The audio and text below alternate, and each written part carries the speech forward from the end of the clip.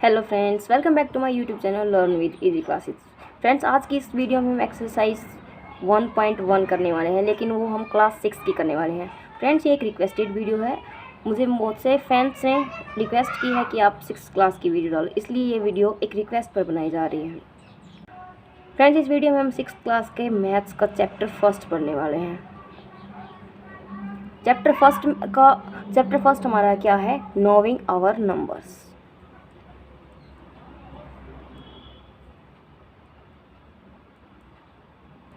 Knowing our numbers में हमने पहले फ्रेंड्स जो पीछे की क्लासेज हैं उसमें हमने क्या पढ़ा है कि आपने उसमें पढ़ा होगा कि हमने एडिशन, मल्टीप्लिकेशन, सब्ट्रैक्शन, डिवीजन, ये सब कुछ हम पहले की क्लासेज में पढ़ चुके हैं। लेकिन अब 6th क्लास में हम इसका स्टैंडर्ड इसको थोड़ा हाई करेंगे। इसके अंदर हम थोड़ा आगे का लेवल इसका बढ़ाएंगे और इसको मतलब इसमें मेनली क्या पढ़ने वाले हैं? एक तो कंपेरिजन,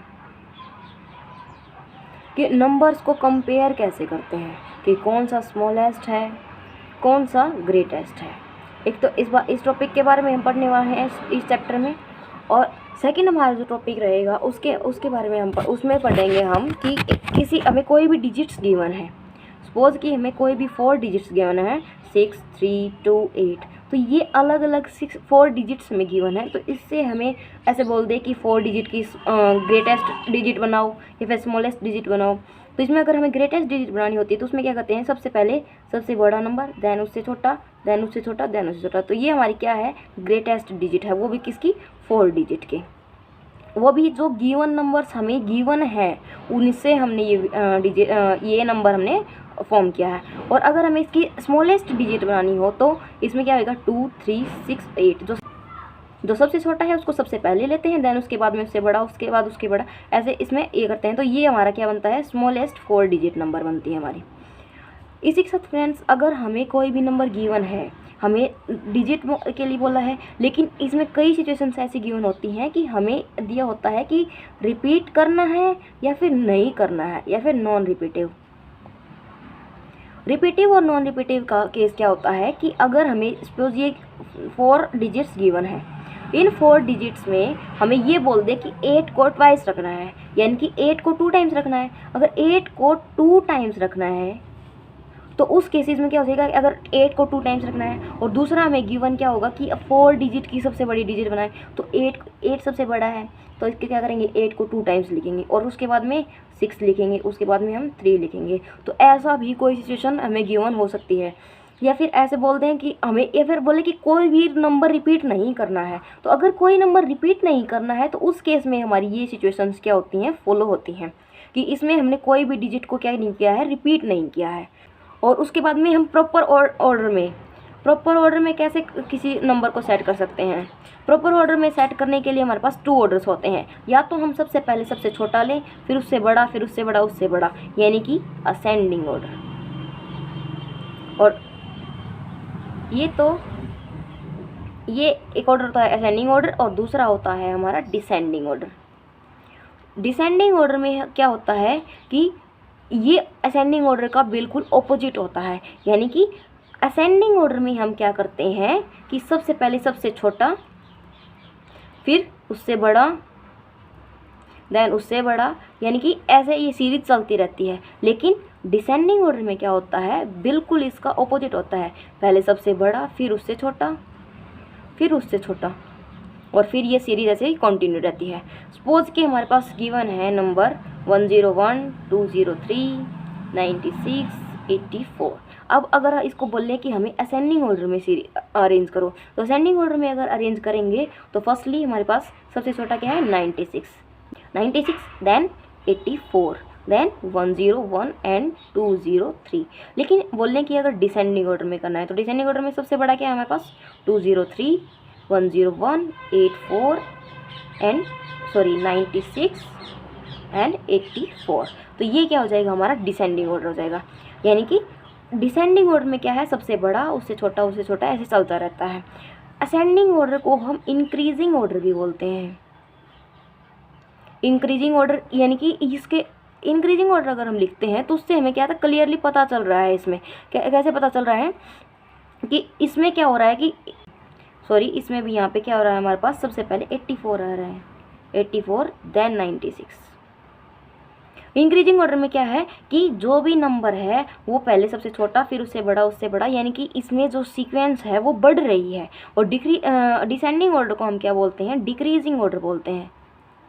डिक्रीजिंग ऑर्डर इसको क्यों बोलते हैं? क्योंकि इसके अंदर पहले सबसे बड़ा, फिर उससे छोटा, यानी कि जो नंबर्स हैं वो डिक्रीज हो रहे हैं, इसलिए इसको हम डिक्रीजिंग ऑर्डर भी बोलते हैं। उसके बाद में हम इसमें पढ़ने वाले हैं कि नंबर्स को शिफ्ट कैसे करते हैं, यानी कि बिफोर, आफ्टर। अगर सपोज हमारे पास कोई भी शिफ्टिंग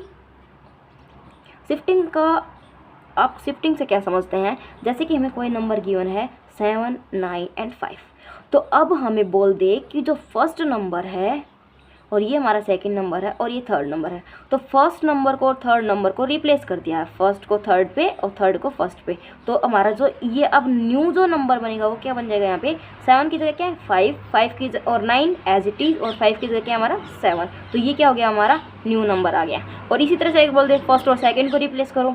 अगर फर्स्ट और सेकंड को रिप्लेस करेंगे तो 7 की जगह 9, 9 की जगह 7 एंड 5 एज इट इज़। तो ऐसे ही क्या कर सकते हैं? हम नंबर्स को शिफ्ट कर सकते हैं आगे या फिर पीछे। और उसके बाद में हम करेंगे कि कोमास कैसे पुट करते हैं।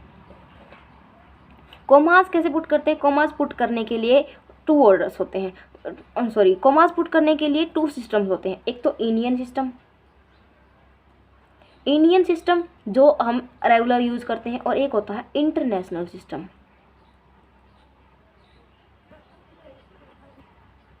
इंडियन सिस्टम जैसे कि हम पढ़ते हैं, आज तक हमने पढ़ा है वंस, टेंस, फिर हंड्रेड्स, 1000, 10,000 और देन लाख, 10 लाख, ऐसे ये कंटिन्यू रहता है। लेकिन इंटरनेशनल सिस्टम में ऐसा नहीं होता है। इंटरनेशनल सिस्टम इससे थोड़ा हटके होता है।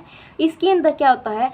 ये तो सेम रहता है, वंस, देन टेंस, देन 100, 1000 तक तो हमारा सेम रहता है, और 10,000 तक भी सेम रहता है, 1000 और 10,000।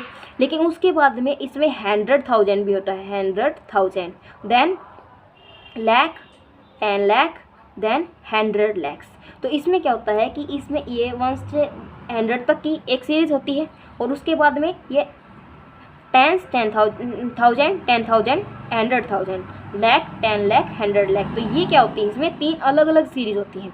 वैसे ही इसमें अगर हम देखते हैं तो इसमें 1, 10, 100 तक एक होता है, फिर 1000 और 10,000, लाख और 10 लाख। तो ये क्या होती है? अलग सीरीज़ होती है हमारे पास। अब इंडियन सिस्टम और इंटरनेशनल सिस्टम में कोमास कैसे पुट करते हैं? इंडियन सिस्टम में जब हम कोमास पुट करते हैं कि हमारे पास कोई भी ये डिजिट गिवन है, तो इंडियन सिस्टम में हम कोमास कैसे पुट करते हैं? 1, 10 और 100 के बाद, फिर 1000 और 10,000 के बाद, और मतलब एक बार तो after 3 digits, 1, 2, 3 digits comma, then after 2 digits हमारे क्या होते हैं? कोमास इंडियन सिस्टम में हम पुट करते हैं। और लेकिन ये तो हमारा इंडियन सिस्टम है, ये तो लगभग हर किसी को आता है। लेकिन इंटरनेशनल सिस्टम क्या है? इससे थोड़ा सा अलग है। इंटरनेशनल सिस्टम में हम क्या करते हैं कि इंटरनेशनल सिस्टम में हर एक सीरीज़ जो आती है, इसमें जैसे इंडियन सिस्टम में 3, 2, 2, 2 की सीरीज़ रहती है, उसी की तरह से इंटरनेशनल सिस्टम में हर एक सीरीज़ में 3 जो डिजिट्स इन्वॉल्व होते हैं। 3 के बाद कोमा, देन आफ्टर अगेन 3 के बाद, ये भी 3 के बाद, और ये भी 3 के बाद कोमा रहता है। हर एक जो कोमा है वो आफ्टर 3 डिजिट्स ही हम प्लेस करते हैं in international system. International number system में क्या होता है? और इंटरनेशनल नंबर सिस्टम में अगर हम जो नंबर्स हैं उनको वर्ड्स में अगर लिखते हैं तो वो सिस्टम भी थोड़ा सा अलग होता है। फ्रेंड्स, उसको डिस्कस कर लेते हैं। जैसे कि हमें गिवन है एनी डिजिट 9, 8, 4, 3, 4, 1। तो अब ये हमें क्या गिवन है कि अगर हम इसको इंडियन सिस्टम में लिखेंगे तो 1, 10, 100, 1000, 10,000 एंड लाख, यानी कि इसको हम क्या लिखेंगे? 9,84,000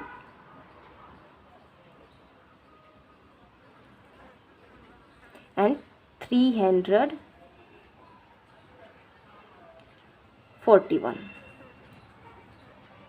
लेकिन फ्रेंड्स, अगर इसी नंबर को हम लिखे इंटरनेशनल सिस्टम, पहले इसमें कोमास पुट करेंगे तो 3 आफ्टर 2, लेकिन अगर इसी नंबर को हम इंटरनेशनल सिस्टम में लिखेंगे तो यहाँ पे और ये, तो इसमें देखो सिर्फ एक कोमा है, यानी कि इसको पूरे को हम क्या पढ़ेंगे? एक ही पढ़ेंगे। तो इसके लिए हम क्या लिखेंगे? इसको 900। ये क्या है 984, तो 984 और ये वंस, टेंस, 100 और 1000 है, तो 984,000। देन 341, ये हमारा आगे तो क्या रहता है, सेम रहता है। तो इस तरह से क्या है, ये दोनों के दोनों इंडियन नंबर सिस्टम और इंटरनेशनल नंबर सिस्टम क्या है, दोनों आपस में अलग अलग है। और इससे आगे हम पढ़ने वाले हैं कि जैसे कि हमें बोलते हैं कि कोई भी डिजिट गिवन है, सपोज कि 1 लाख गिवन है। क्वेश्चन हमारा क्या रहता है कि 1 लाख के अंदर कितने थाउजेंड्स होते हैं, हाउ मैनी थाउजेंड्स इन 1 लाख। तो 1 लाख में थाउजेंड्स काउंट करने के लिए हमारे पास एक अच्छा तरीका क्या रहता है कि फर्स्टली हम क्या कर लेते हैं, 1 लाख को रीराइट कर लेते हैं। 1 लाख यानी कि वंस, टेंस, 100, 1000, 10,000 एंड लाख। तो इसमें कॉमा पुट करेंगे तो 3 एंड आफ्टर 2, ये क्या हो गया हमारे पास 1 लाख हो गया। अब इसमें अगर हमें क्या करना है, थाउजेंड्स फाइंड आउट करने हैं, तो थाउजेंड्स फाइंड आउट करने के लिए देखिए हम क्या कर लेते हैं, 1000 लिख लेते हैं, 1 2 एंड 3, ये क्या है हमारे पास 1000। तो अब देखिए इसमें कितनी जीरोज़ हैं और इसमें कितनी जीरोज़ हैं, इसमें तो 3 और 2 5 जीरोज़ हैं, इसमें सिर्फ 3 जीरोज़ हैं, यानी कि कितनी जीरोज़ कम है, 2। तो इसको क्या कर देते हैं हम 2 जीरोज़ से मल्टीप्लाई कर देते हैं।